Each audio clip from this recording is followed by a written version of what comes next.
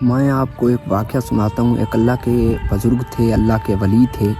وہ دن کو نکل جاتے پبلک میں، لوگوں میں، اللہ کی طرف لوگوں کو بلاتے، اللہ کے دین کی طرف لوگوں کو دعوت دیتے۔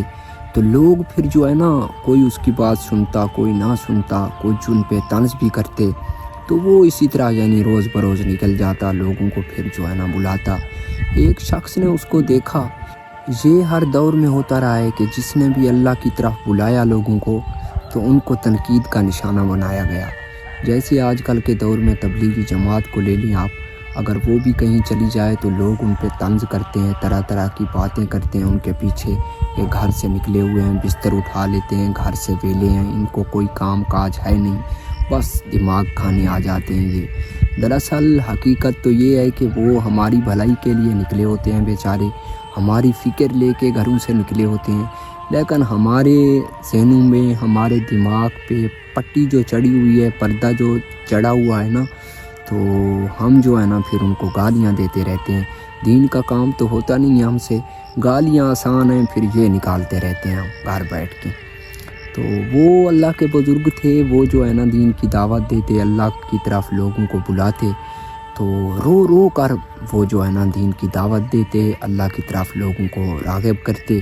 تو کوئی بات سنتا، کوئی نہ سنتا، وہ کہتا رہتا کہ اے لوگو مان جاؤ، اللہ سے صلح کر لو، اللہ کو راضی کر لو۔ تو پھر جو ہے نا لوگ کوئی توجہ دیتے، کوئی نہ دیتے، اسی طرح سلسلہ چلتا رہا۔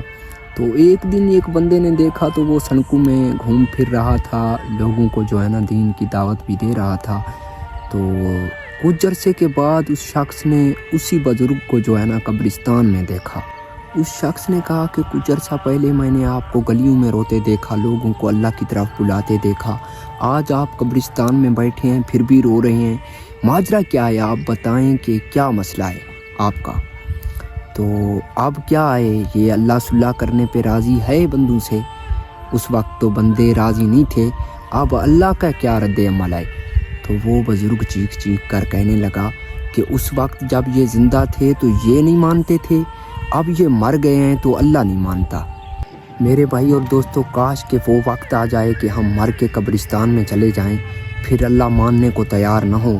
ہمیں ابھی ہوش کے ناخن لینے چاہیے، ہمیں اللہ سے صلح کر لینی چاہیے۔ اگر آپ کے یہاں تبلیغی جماعت آئے تو خدا را ان کی بات سنا کریں، ان کو کچھ وقت دیا کریں، ان کے ساتھ تھوڑا وقت بتا لیا کریں۔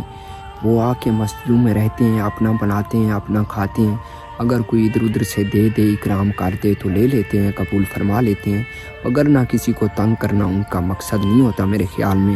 میں کسی مذہب کی، کسی مسلک کی تائید نہیں کر رہا، نہ تو کسی کی حمایت کر رہا ہوں۔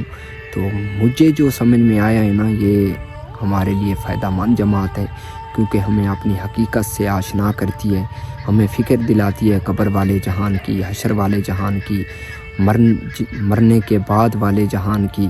میرے بھائی اور دوستو، یہ دنیا مچھر کا پر ہے، دھوکے کا گھر ہے۔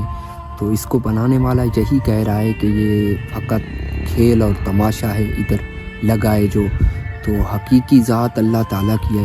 تو جس نے اللہ کو پا لیا اس نے سب کچھ پا لیا، جس نے اللہ کو ناراض کر دیا اس نے کچھ نہیں پایا، اس نے سب کچھ کھو دیا۔ تو آپ بھی کوشش کریں، میں بھی کوشش کروں کہ اپنے اللہ کو مرنے سے پہلے راضی کر لیں ہم۔